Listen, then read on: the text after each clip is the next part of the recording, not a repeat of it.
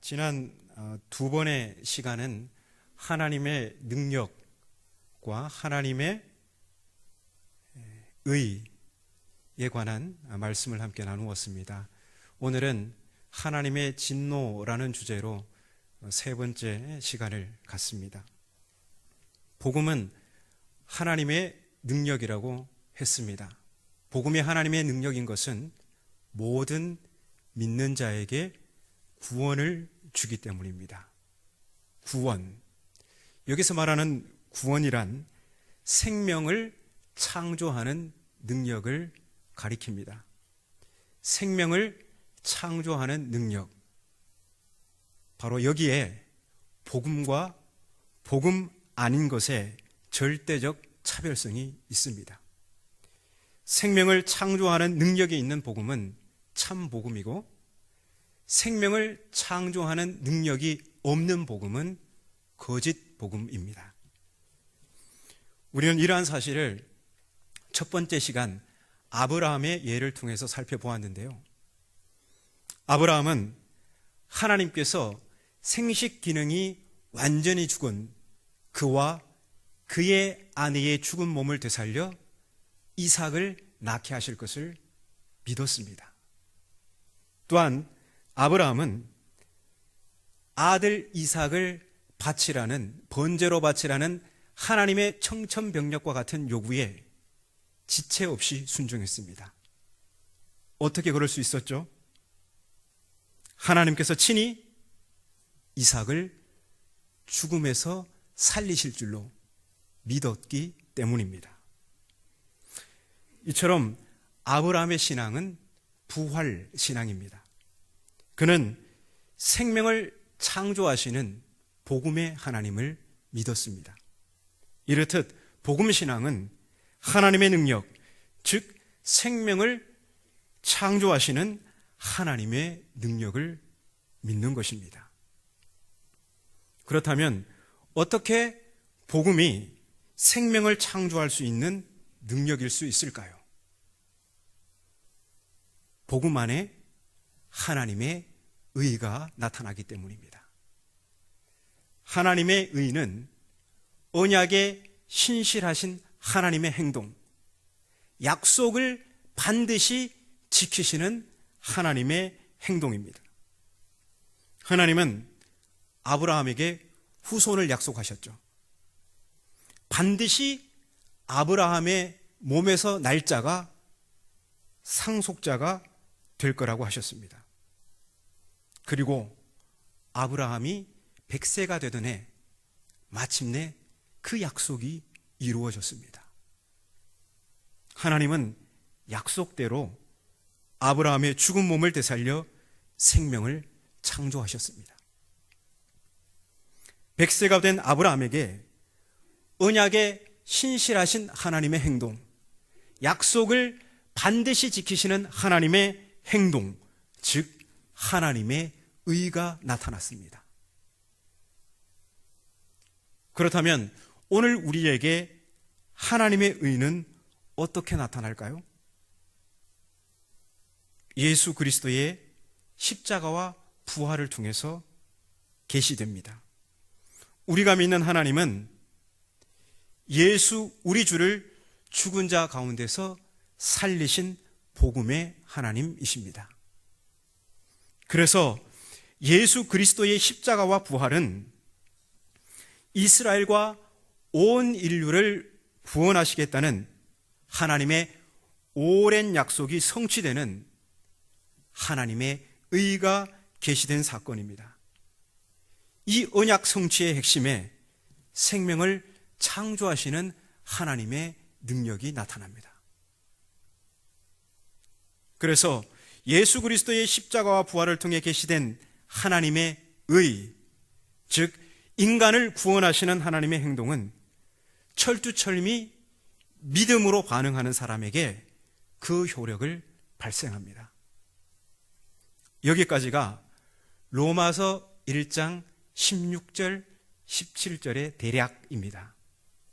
자, 이제 이어지는 18절부터 4장 25절까지 1장 18절부터 4장 25절까지는 복음에는 하나님의 의가 나타나서 라는 이 17절 진술을 풀어내는 내용입니다. 즉, 복음 속에 하나님의 의가 어떠한 방식으로 계시되는지, 나타나는지 그 내용을 말하고 있습니다.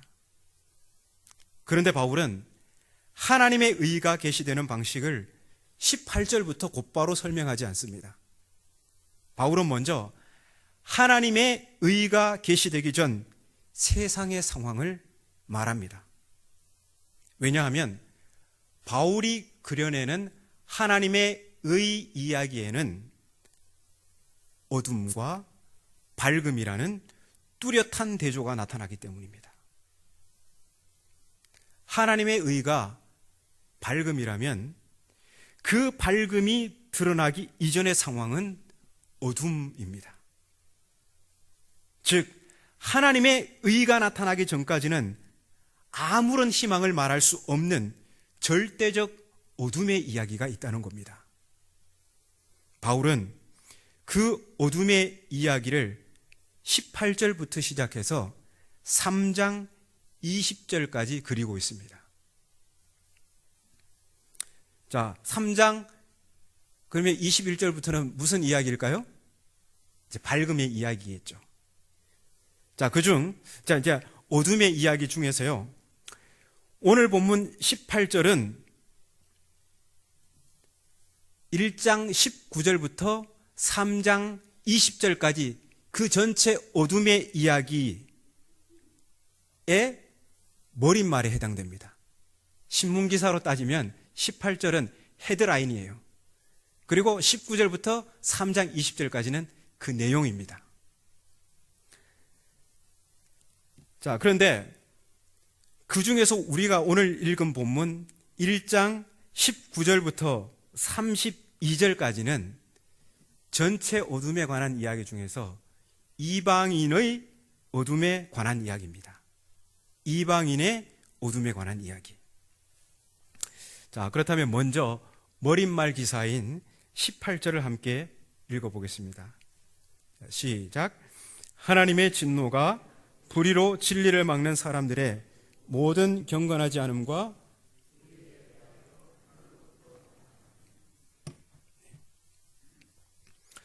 머릿말을 읽으니까 어둠의 이야기가 무엇인지 대략 보입니다.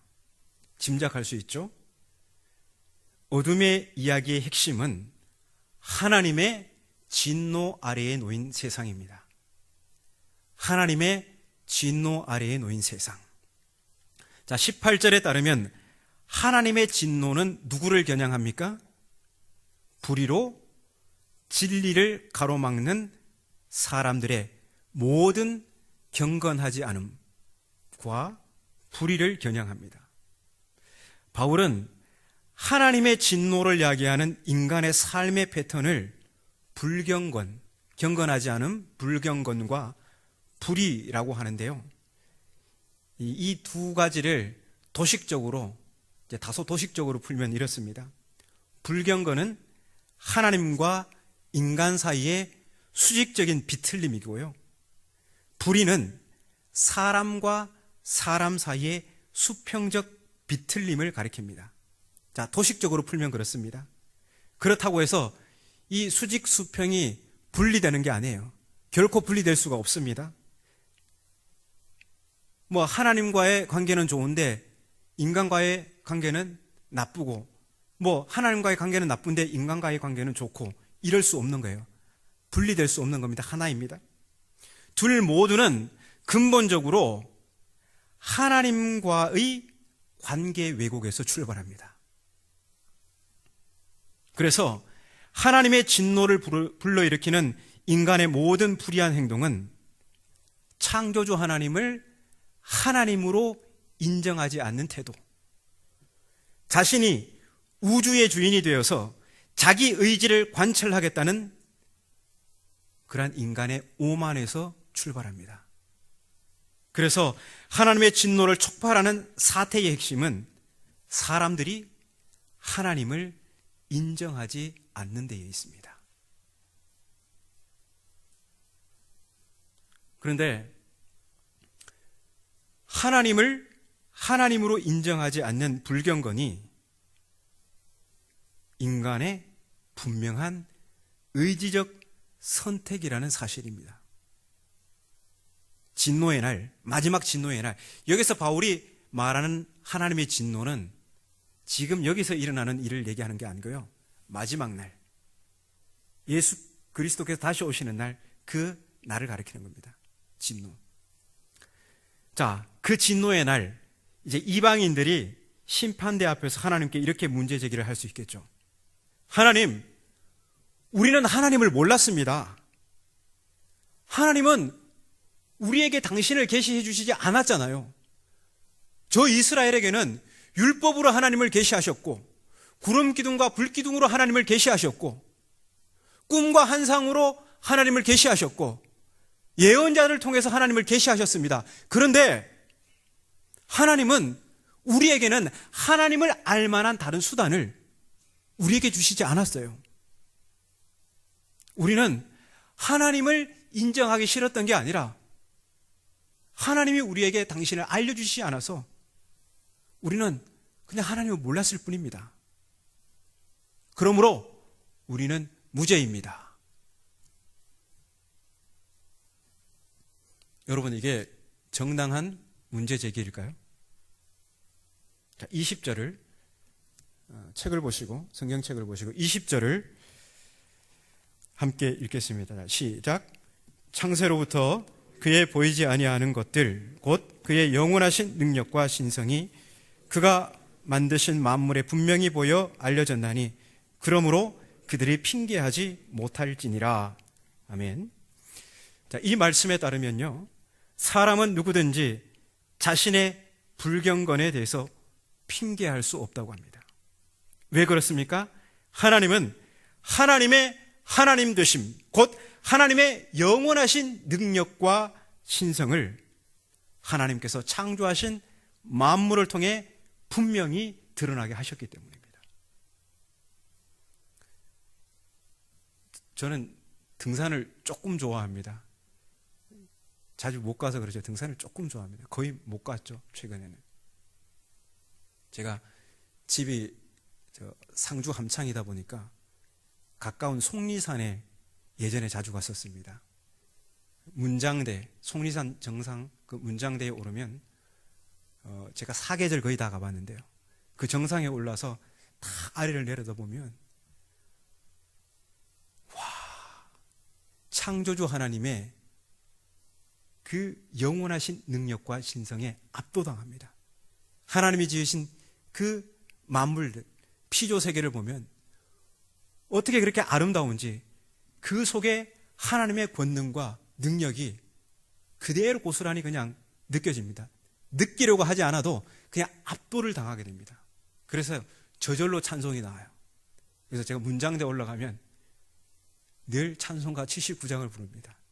주 하나님 지으신 모든 세계 내 마음속에 그리워볼 때 주님의 높고 위대하심을 내 영혼이 찬양하네. 주님의 높고 위대하심을 내 영혼이 찬양하네. 이 찬양이 저절로 터져 나옵니다. 어디 저만 그렇습니까? 시편의 시인도 그렇습니다. 시편 19편 1절인데요. 하늘이 하나님의 영광을 선포하고 궁창이 그의 손으로 하신 일을 나타내는도다. 또 92편 4절 5절입니다. 여호와여, 주께서 행하신 일로 나를 기쁘게 하셨으니 주의 손이 행하신 일로 말미암아 내가 높이 외치리이다. 여호와여, 주께서 행하신 일이 어찌 그리 크신지요. 주의 생각이 매우 깊으시니이다. 시인은 하나님이 지으신 만물에서 드러나는 하나님의 능력과 신성에 압도되어서 하나님을 찬양하고 있습니다. 그렇기 때문에 이방인들은 이스라엘처럼 율법을 통한 하나님의 계시가 없어도, 기독교인들처럼 예수 그리스도를 통한 하나님의 계시가 없어도 하나님의 진노를 야기하는 인간의 모든 불경건과 불의에 대해서 핑계할 수 없습니다. 따라서 하나님의 진노를 야기하는 사람들의 모든 불경건과 불의는 하나님을 몰라서 저지르는 잘못이 아니라 하나님을 알면서도 하나님을 하나님으로 인정하지 않는 데서 비롯되는 겁니다. 이렇게 하나님을 거부하는 인간의 오만은 결과적으로 하나님이 만드신 피조물들을 하나님으로 숭배하는 어처구니 없는 결과를 낳습니다. 자, 23절을 보십시오. 영원하신 하나님, 썩지 않을 하나님의 영광을 썩어질 사람과 새와 짐승이나 기어다니는 동물의 형상으로 바꿔버립니다. 사람들은 하나님이 없이도 스스로 지혜롭다 했지만 오히려 그 생각이 허망하여져서 미련하고 어리석게 된 것입니다. 그 결과 어떻게 됩니까? 하나님께서 그들을 내버려 두십니다. 내버려 둔다는 말은 넘겨준다는 겁니다. 24절에 하나님께서 그들을 마음의 정욕대로 더러움에 내버려 두사. 26절에 하나님께서 그들을 부끄러운 욕심에 내버려 두사. 28절에 하나님께서 그들을 그 상실한 마음대로 내버려 두사. 하나님께서 이들을 넘겨주십니다. 넘겨주신다는 말의 의미는 주권 양도입니다. 주권 양도. 누가 창조주이십니까? 하나님이 창조주이시죠. 그런데 인간이 하나님, 창조주 하나님을 인정하지 않고 자기가 주인이 되어 살고자 고집하니까 하나님께서 결국 그 주권을 양도해 버리십니다. 그런데 여러분, 스스로 주인이고자 하는 인간의 욕망과는 달리 인간은 애초부터 독립적인 존재가 아닙니다. 인간은 하나님의 피조물입니다. 하나님이 우리의 주인이십니다. 그런데 인간은 하나님을 주인으로 섬기기를 거부했고 스스로 주인이 되어 독립적인 존재로 살기로 선택합니다. 그게 아담과 하와가 저지른 도발 아닙니까? 그래서 하나님은 주권을 넘겨버렸습니다. 그래, 나 없이 너 스스로 주인이 되어서 살아봐라. 이것이 내버려 두사의 의미입니다. 그러자 어떤 현상이 벌어집니까? 창조 질서의 교란이 일어납니다. 처음 창조 때에 하나님께서 명령하시니까 피조물들이 어떻게 됩니까? 그 명령에 순종합니다. 땅들어 씨 맺는 열매와 씨 가진 열매와 채소를 내라 하니까 땅이 하나님의 명령을 받아서 식물을 내고 유실수를 내고 그러지 않습니까? 바다 보고 명령합니다. 물고기를 내라 하니까 바다가 하나님의 명령을 받고 물고기를 만듭니다. 그리고 하나님께서 그렇게 된 피조 세계를 보시고 아, 좋다 이렇게 하셨죠. 그런데 하나님이 지으신 피조물인 인간이 하나님을 주인으로 인정하지 않고 자기가 인생의 주인이 되어 살고자 고집하니까 하나님께서 내버려 두십니다. 그 결과 어떻게 됩니까? 창조 질서의 교란이 일어났다는 것은 하나님 보시기에 아름답지 않은 모습입니다. 창조 이전 혼돈의 세상과 같은 것입니다. 25절을 보십시오. 피조물이 창조주보다 더 경배와 섬김을 받는 교란이 일어납니다. 26절, 27절에는 남자와 여자가 본래적 관계를 뒤바꾸는 도착된 성적 질서가 나타납니다. 그리고 29절 이하에는 다양한 행태의 도덕적 타락이 열거됩니다. 그러면서 바울은 32절에서 인간이 주인이 되어 저지르는 이 모든 죄의 양상들이 사형에 해당된다고 합니다. 결국 본문 24절 이하에 하나님의 진노를 야기하는 인간의 모든 불의한 행동들은 하나님을 알면서도 하나님을 인정하기 싫어하는 사람들, 하나님을 주인으로 섬기기를 거부하고 스스로 인생의 주인이 되어 탐욕스러운 자기의 의지를 관철하는 사람들을 하나님께서 내버려 두신 결과, 그래, 네가 인생의 주인이 되어 한번 살아봐라, 그 결과 나타나는 것들입니다. 이처럼 바울은 하나님의 의가 나타나기 전 세상을 절망적인 어둠의 상황으로 그리고 있습니다. 그래서 바울이 말하는 하나님의 의란 그냥 두어도 그런대로 살만한 세상을 좀 더 좋게 만드는 무슨 그런 이런 이론이 아닙니다. 복음의 본질이 구원의 능력이라는 선언은 애초부터 인간의 삶 자체가 구원을 필요로 하는 파국적 상황이라는 어둠을 전제하고 있습니다. 그래서 바울은 하나님의 의를 말하기 전에 먼저 구원을 필요로 하는 인간적 상황, 곧 하나님의 의가 계시되지 않으면 아무런 희망이 없는 세상의 절망에 관해 먼저 말을 꺼냅니다. 그런데 하나님의 진노 아래에 놓인 이런 절망의 상황은 그 사람이 하나님의 하나님 되심을 인정하지 않는 한 누구도 예외가 없다는 겁니다. 그가 이방인이든 그가 유대인이든 그가 그리스도인이든 예외가 없습니다. 바울은 이러한 보편적 원칙을 분명히 합니다. 하나님의 의가 차별 없이 모든 믿는 자를 향해 그 효력을 나타내듯이 그가 유대인이든 이방인이든 그가 많이 배운 자든 못 배운 자든 그가 노인이든 어린아이든 차별 없이 하나님의 의가 모든 믿는 자를 향해 그 능력을 나타냅니다. 그렇듯 하나님의 진노 또한 차별 없이 불의한 행동으로 진리를 막는 모든 사람들의 불경건과 불의를 향해 하늘로부터 그 힘을 떨칩니다. 바울은 왜 차별 없이 예외 없이 라는 의미를 지닌 모든이라는 단어를 강조하는 걸까요? 바울은 이 말을 매우 의도적으로 사용하고 있습니다.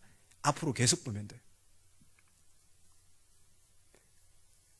왜 이 단어를 강조하냐면요, 하나님의 진노를 피할 수 있다는 열애의식을 가진 사람들 때문입니다. 로마서의 수신자는 이방인과 유대인이 섞여 있는 로마 교회 성도들입니다. 자, 바울은 그 중에서도 특히나 유대계 그리스도인들을 염두에 두고 있습니다. 이 편지에서. 자, 이 유대계 그리스도인들은요, 하나님의 공정한 심판에 대해서 열애의식을 가지고 있던 사람들입니다. 갈라디아서에는 더욱 선명하게 그게 나타납니다. 유대인들은 이방인의 불경건과 불의를 다루는 이 바울의 이야기를 듣고 어떻게 반응했을까요? 자, 이 부분을 지금 로마에 있는 유대계 그리스도인들이 지금 이방인의 불경건에 대한 이 바울의 내용, 이 부분을 읽고 있을 때 고개를 아마 끄덕끄덕 했을 겁니다. 그래, 이방인들은 하나님의 심판을 받아 마땅하지, 어디 감히 이방인들이 하나님의 구원을 받아 끄덕끄덕하며, 그들은 성령을 받아 이방인 그리스도인들이 같이 있었지만 못내 받득치 않은 게 여전히 있던 사람들입니다. 분명히 그들은 이 바울의 이 부분을 보면서 아주 그냥 통쾌하게 생각했을 겁니다. 그런데 여러분, 로마서를 쭉 한번 계속해서 반복해서 읽으시면 설교를 들으실 때 훨씬 도움이 될 겁니다. 지금 제가 좀 비교적 자세히 본문 중심으로 설교를 하고 있기 때문에 그렇습니다. 한번 집에 이제 돌아가시면 한번 2장을 한번 읽어보십시오. 2장을 읽어보시면 바로 유대인들이 역풍을 맞는 장면이 나옵니다. 자, 바울이 보편적 원칙을 세워서 이방인들을 향해 이렇게 칼날을 세우는 것은요, 이제 곧 유대인들을 향해 칼끝을 겨누기 위해서입니다. 유대인들은 하나님의 선택에 기대어서 그들은 할례를 행했다는 아브라함의 자손이라는 민족적 혈통에 기대어서 혹은 하나님의 말씀, 율법을 위탁받았다는 특권 의식에 취해서 그들에게는 결코 하나님의 진노가 없다고 확신했습니다. 하지만 바울은 선민 이스라엘이라 할지라도 하나님에 대한 불경건으로 불의를 행한다면 그들 또한 예외 없이 하나님의 진노 아래에 놓일 수밖에 없다고 선언합니다.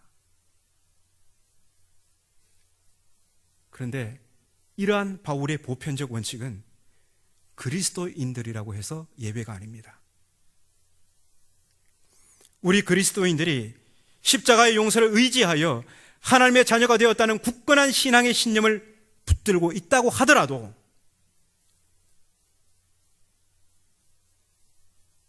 죄 용서받은 자의 새롭게 된 삶이 없고 하나님 자녀에 걸맞는 구별된 삶이 없으며 내가 내 인생의 주인이 되어서 하나님께 내 뜻을 관철시키고 그렇게 하나님께 내버려둠을 당하게 된다면 그리스도인들조차 하나님의 진노를 피할 기 없다는 겁니다. 하나님의 공정한 심판의 기준은 신분이 아니라 행위입니다. 앞으로 여러분들은 로마서를 통해서 상당히 낯선 복음을 만날 수도 있습니다. 근데 끝까지 들어보셔야 됩니다. 그렇기 때문에 우리 그리스도인들도 우리 자신이 믿음 안에 있는지를 늘 살펴야 합니다. 믿음 안에 있다는 것은 예수님을 주님으로 모시고 살고 있다는 말입니다. 예수님을 내 삶의 주인으로 모신 사람은 예수님께 주권을 양도하고 그분의 말씀과 뜻에 순종을 바치게 됩니다. 이런 믿음의 사람에게는 하나님의 진노가 아닌 구원의 능력이 되는 하나님의 의가 계시되겠죠.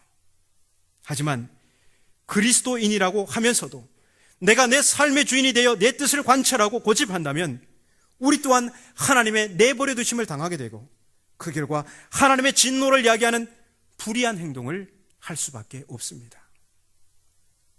그러므로 나는 예외야 라는 요래의식을 버리고 언제나 두렵고 떨림으로 내가 믿음 안에 있는지를 살피고 또 살피시기 바랍니다. 바울은 권면합니다. 너희는 믿음 안에 있는가 너희 자신을 시험하고 너희 자신을 확증하라. 예수 그리스도께서 너희 안에 계신 줄을 너희가 스스로 알지 못하느냐? 그렇지 않으면 너희는 버림받은 자니라. 교회는 구원의 방주가 아닙니다. 노아의 방주는 그 안에 승선하면 사람이든 동물이든 하나님의 진노를 피하고 구원을 얻을 수 있었습니다. 하지만 교회는 등록하고 공동체의 구성원이 된다고 해서 하나님의 진노를 피하고 구원이 보장되는 것이 결코 아닙니다. 우리가 하나님의 진노를 피하고 구원에 이르는 길은 오직 한 분 하나님의 의를 십자가와 부활을 통해 계시하신 예수 그리스도께 믿음으로 승선하는 길밖에 없습니다. 교회는 그 진리를 선포하는 복음의 공동체입니다. 교회는 그 진리를 공유하고 이 험하고 유혹 많은 세상에서도 오직 믿음으로 살자고 서로를 격려하고 서로를 위해 기도하는 공동체입니다. 그러므로 오늘 내가 예배의 자리에 있는 것에 결코 안심하지 마시고 내가 믿음으로 구원의 능력이신 예수의 방주 안에 있는가? 즉 예수의 다스림에 순종하고 하고 있는가를 살펴보십시오. 주어진 한 주간도 예수 그리스도의 방주에서 믿음으로 구원의 항해를 이어가는 우리 모두가 되시기를 바랍니다.